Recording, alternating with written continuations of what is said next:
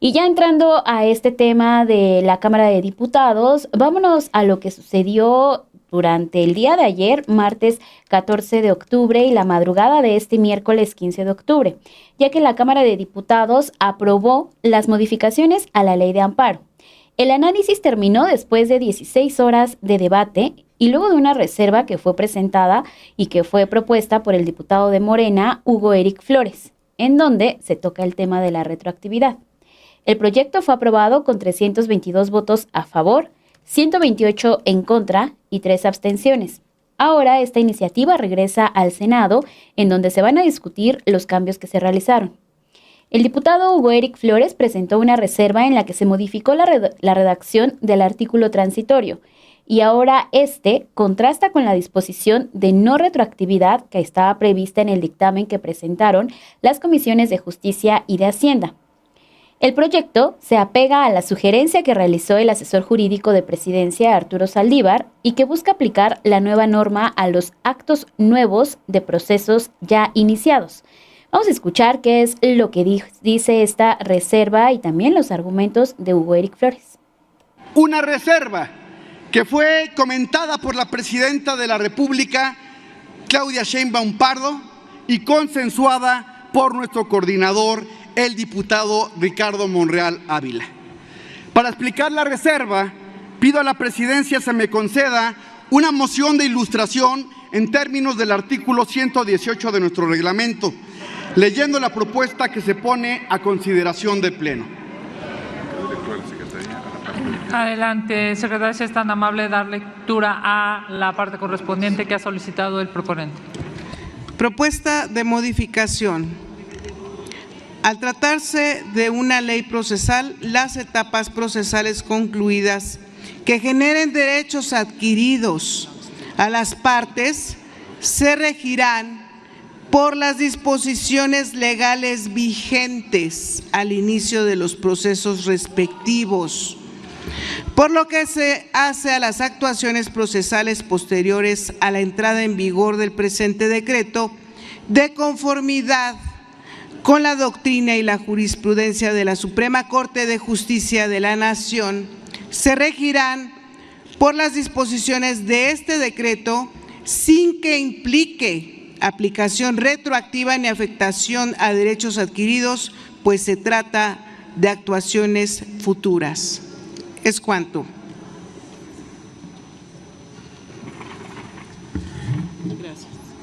Desde la aprobación de este transitorio que hoy proponemos modificar, en el Senado de la República surgió un falso debate, resultado de una mentira de la oposición que sostenía que se violaba la Constitución con este artículo transitorio. Con la nueva redacción del artículo que hoy venimos a proponer, debo advertir que esto es un tema de derecho procesal que deriva de una disposición constitucional. Sí, señoras y señores diputados, fue un falso debate.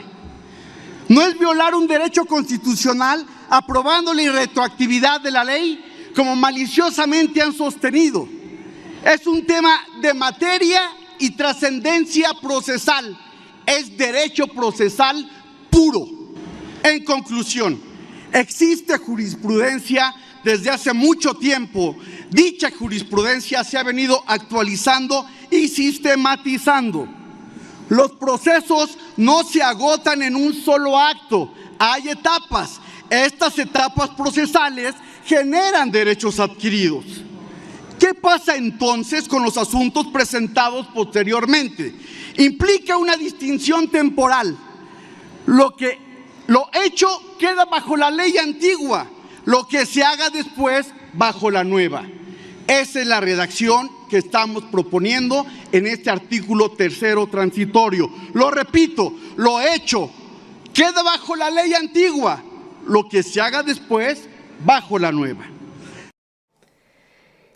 En la mayoría de los medios de comunicación esta mañana aparece o traen en la portada que se mantiene el velo de la retroactividad, a pesar de que como ya lo escuchamos, pues lo que ocurre es que se toma casi textual la propuesta respetuosa que hizo Arturo Saldívar desde Presidencia de la República a la Cámara de Diputados.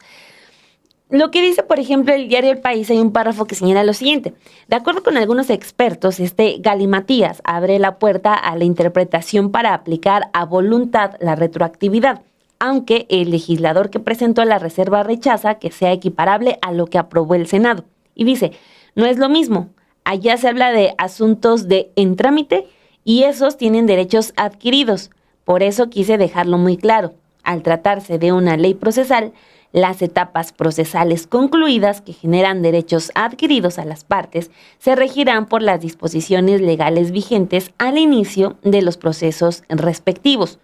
Todo lo que ya se inició, entonces va sin retroactivo. Lo nuevo, aunque sea parte del mismo proceso, ya iría con esta nueva ley. Uh-huh. El cambio ha tenido el aval de la Consejería Jurídica de la Presidencia. Los pesos pesados de Morena sostuvieron que habría cambios a la redacción para quitarle lo barroco a la propuesta y así evitar suspicacias e interpretaciones, pero el cambio ha pasado íntegro. Sí, es lo que también escuchábamos por parte del diputado Hugo Eric Flores. Sí se hizo un cambio en la redacción, pero pues viene también esta manera en cómo se vaya a dar esta interpretación por quien vaya a aplicar este artículo.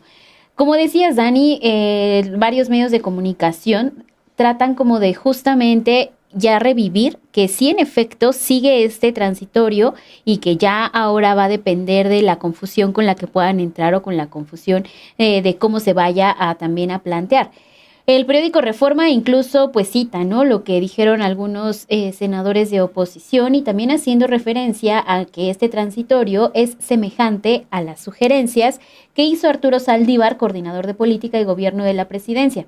Esto recordemos que lo hizo durante la conferencia del pasado 3 de octubre en Palacio Nacional. Obviamente, dentro de la Cámara de Diputados vinieron muchos comentarios al respecto y el panista Germán Martínez calificó estos cambios como un fraude parlamentario a la verdad y a la justicia, dijo que son también con consecuencias internacionales. A las descalificaciones se sumó el diputado del PRI, Emilio Suárez Licona, quien acusó que se trata de una manera de encubrir la retroactividad. Por su parte, el líder de los diputados del PRI, Rubén Moreira, afirmó que Morena hizo trampa y solo disfrazó la polémica. Ante estos comentarios fue el diputado Ricardo Monreal quien defendió la constitucionalidad y reiteró que la principal motivación para hacer los cambios es justamente por los miles de recursos de impugnación que se han interpuesto por los grandes despachos para beneficiar a los empresarios. Son algunos de los comentarios que surgieron en esta madrugada que terminó la discusión de la ley de amparo, termina siendo aprobada y hoy también le preguntan a la presidenta Claudia Sheinbaum sobre este hecho y ella dijo que lo que quedó en la ley de amparo es básicamente lo que propuso el ministro Arturo Saldívar. Escuchémosla. Sí, prácticamente es la misma propuesta que presentó aquí el ministro Saldívar. Voy a repetir lo que él dijo, el ministro, dado su conocimiento jurídico. La Corte, la antigua Corte, tiene jurisprudencia en qué temas de procedimientos se aplican nuevas leyes y en qué temas no.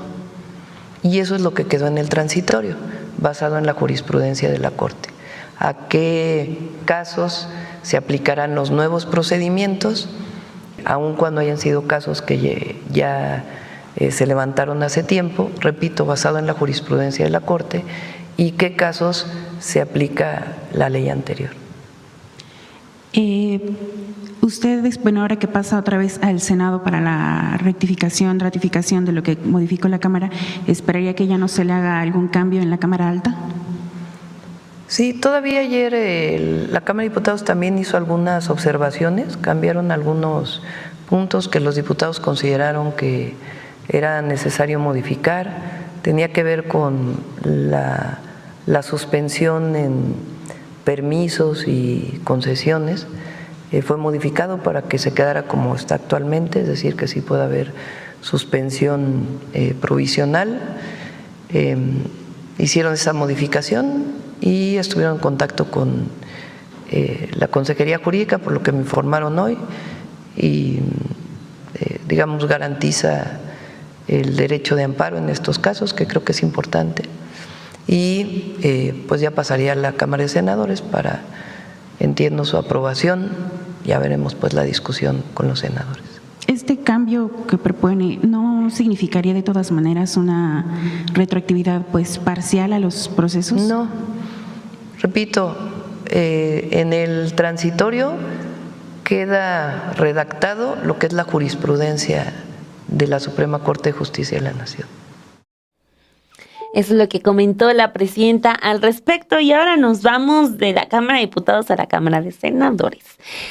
Luego de la tragedia por la que atraviesan estados como Hidalgo, Puebla, Veracruz, Querétaro y San Luis Potosí, estados que fueron azotados por las lluvias, los senadores de Morena y de la oposición se enfrentaron por el tan desaparecido y añorado Fonden. Al inicio de la discusión, la presidenta de la mesa directiva, Laura Castillo, pidió que los legisladores donaran 15 días de su dieta mensual, ni siquiera toda su quincena, 15 días de su dieta. Posteriormente, la panista culpó a los morenistas de haberse robado el recurso, mientras que la priista Carolina Villano reconoció que sí hubo corrupción en el fideicomiso. También acusó a José María Tapia, director del Fonden, con Enrique Peña Nieto, que ahora está dentro de Morena, de haber incurrido en actos de corrupción en el desempeño de sus funciones. Vamos a escuchar todo este momento. Sí, yo estoy de acuerdo que sí hubo corrupción en el pasado. El pasado es este señor que fue candidato de Morena en Querétaro. Este señor que estuvo de responsable, de coordinador de el área que era la que manejaba el Fonden. Este señor que incluso antes de que lo hicieran candidato, el ejército, la Sedena, le dio un contrato por 1,350 millones de pesos para comprar respiradores, que los vendió con un 123% de incremento de sobreprecio. Este señor tiene que ser investigado, porque además tiene una denuncia en la Fiscalía General de la República. Este señor que está aquí con la presidenta muy sonriente, aquí está el tuit y lo pueden encontrar. Estoy de acuerdo. Y no es ruin ni bajo señalar que hay errores. Ese es nuestro trabajo. Es cierto, hubo corrupción en el Fonden antes, pero la mayor corrupción que hubo en el Fonden la llevaron a cabo los de la bancada de Morena, porque se robaron todo el dinero que había en el Fonden. Esa es la mayor corrupción. Se lo robaron ese dinero, por eso no hay ahora. Por eso está el gobierno y la bancada de los mafiosos desesperados pidiéndole a la gente que envíe ayuda. Oye, tú ladrón, doble ladrón, por apellido y por lo que han hecho. Es una falta de respeto a la gente, que primero le robaron el Fonden y ahora le andan pidiendo a las personas cooperación para salir adelante. Ahí está la prueba. Ahí está la prueba. ¿Había corrupción en el Fonden? Sí hubo corrupción. Pero la mayor corrupción contra el Fonden fue la de ustedes, que lo eliminaron. Simplemente no se robaron poquito, no, se lo robaron todo el Fonden. Por eso están ustedes desesperados, por eso salen y la gente les grita, les reclama. La gente está sufriendo, ustedes son el gobierno seco frente al pueblo ahogado y no les importa, son unos ladrones inhumanos. Por eso están pide y pide dinero, porque se robaron todo el Fonden. Eres un ladrón doble, tú, senador. Yo me acuerdo cuando eliminaron el Fonden aquí y había uno que otro de los mafiosos de Morena que estaba asustado con lo de la eliminación del Fonden y decían, no, eso es mucho.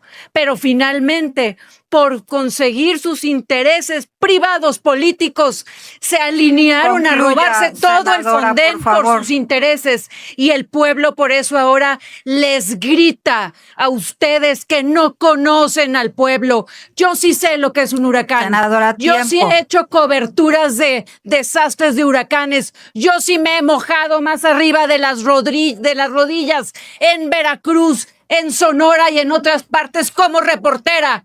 Y ustedes son los que son Senadora, absolutamente concluya, por favor. indiferentes al sufrimiento del pueblo.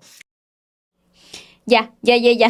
Dice, no nos torturen. Ahí está el comentario de Lili Telles, pero era importante que lo escucháramos también por lo que viene. Porque después de que, como ustedes acaban de escuchar, la senadora panista llamó ladrón al senador Manuel Huerta, fue el legislador quien tomó la palabra y acusó que los ladrones son otros y otras. Aprovechó para decir que a quien están correteando en la calle es a Ricardo Salinas Pliego, quien dijo es el patrón de la senadora panista. Vamos a escuchar parte de lo que mencionó también en su momento Manuel Huerta, quien pues sí hace referencia a su apellido ladrón. Sí, tuve un sentimiento encontrado, porque obviamente yo he dicho que soy ladrón de Guevara, mucha honra, y la ladrona y los ladrones de a de veras son otros.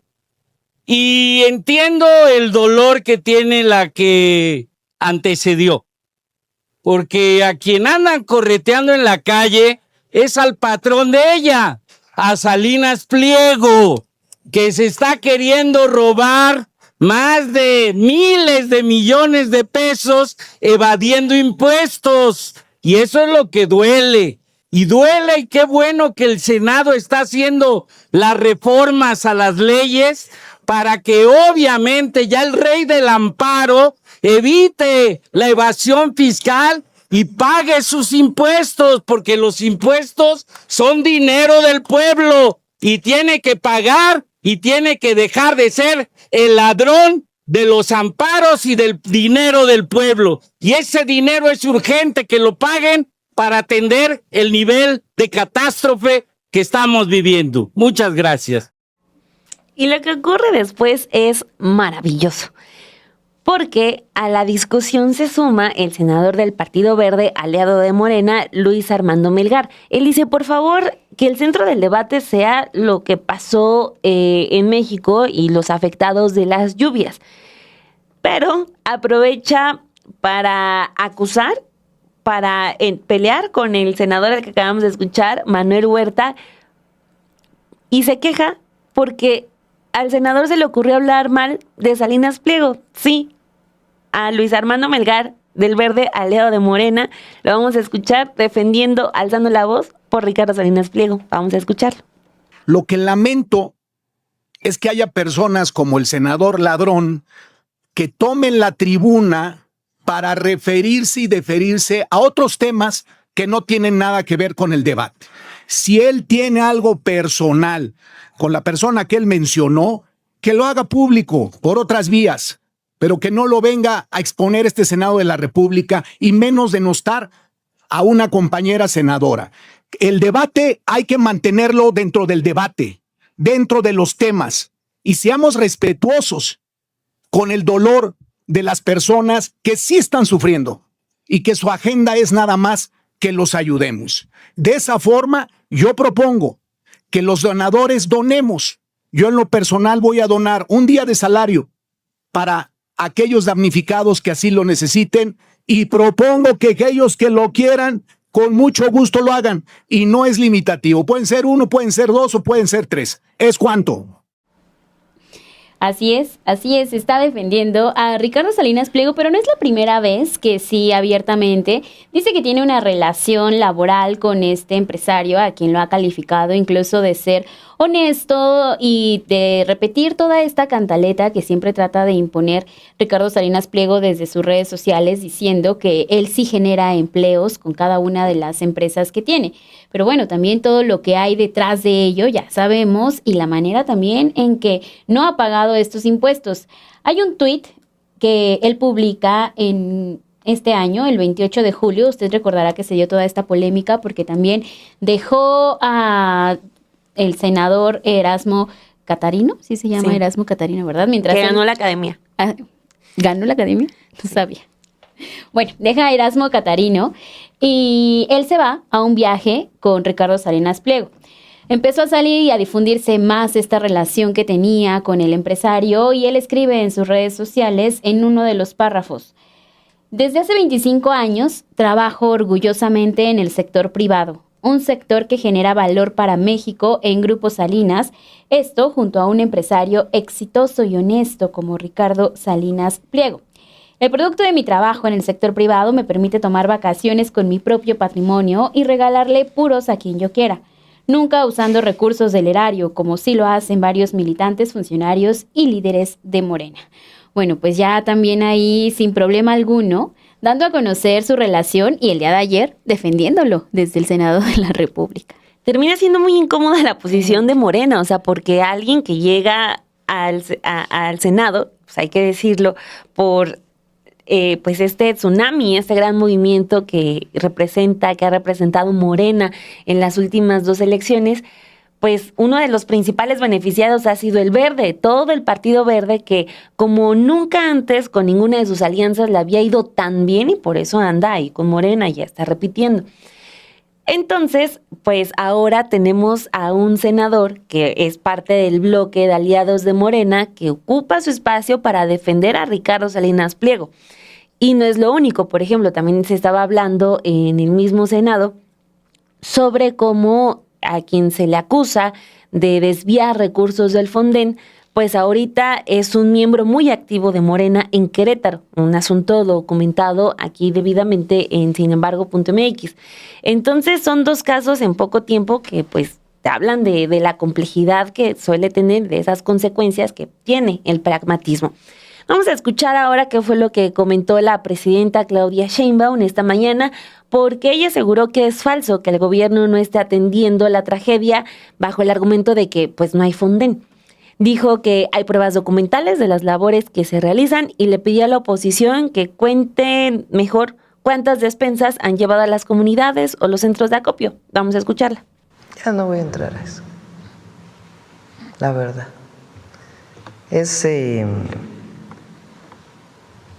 Hoy estaba viendo también comentócratas. El gobierno federal no está atendiendo porque no hay Fonden.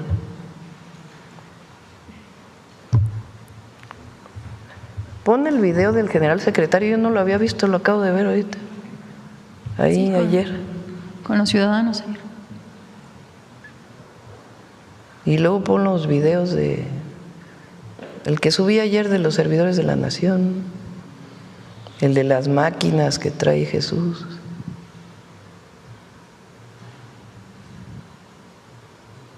Hay unos ahí también que, bueno, miren los servidores de la nación, llegando a Hidalgo, a una comunidad de Hidalgo. No hay camino, son el corazón de la transformación.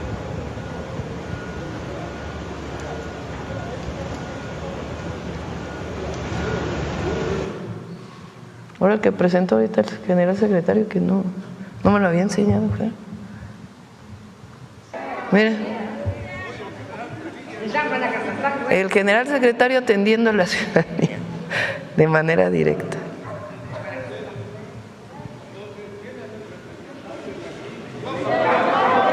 Fue al lugar, llegó, atendió a la gente, qué necesidades tiene. Ahora pone el de las máquinas. Bueno, ahí están las máquinas.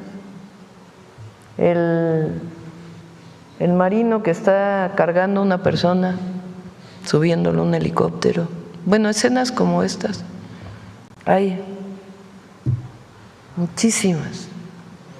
Y también de la gente, solidariamente, generosamente, siempre ayudando al pueblo de México. Pon el de Marina subiendo. Ahora, ¿cuántas despensas han donado los que andan ahí en el Twitter todo el día? Bueno, en el X.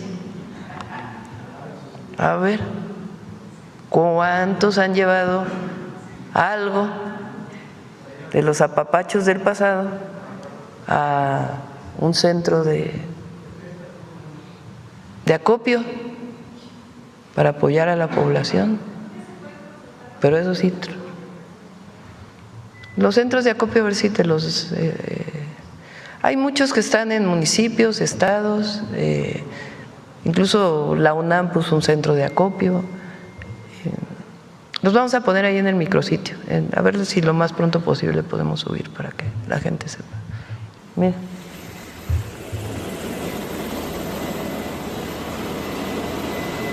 El marino.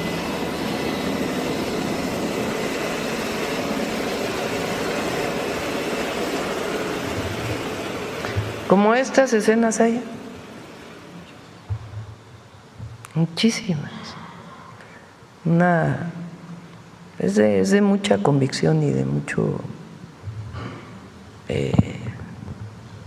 mucha convicción en el servicio público, porque no solo es la misión, como dicen el general, no solo es la misión que tienen o el almirante, sino la convicción de apoyo a la ciudadanía. Eso tienen las Fuerzas Armadas.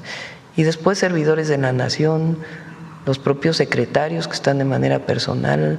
Hay compañeros que llegan en helicóptero a hacer la evaluación del puente. Un compañero que fue, ayer hablé de los pilares, que fue el que se encargó de los 300 pilares, Carlos Arceo, que está revisando puente por puente, técnicamente qué requiere cada puente. Desde antier se fue, como quiera llega al lugar y hace la revisión para poder tener proyecto ejecutivo de rehabilitación del puente. Mientras aquellos andan hablando del Fonden. Hay mucha atención y vamos a seguir. En muchos lugares, evidentemente, la gente tiene pues todavía desesperación porque hay, por ejemplo, en el Higo todavía había agua en una parte muy importante de la localidad, pero se está pues trabajando.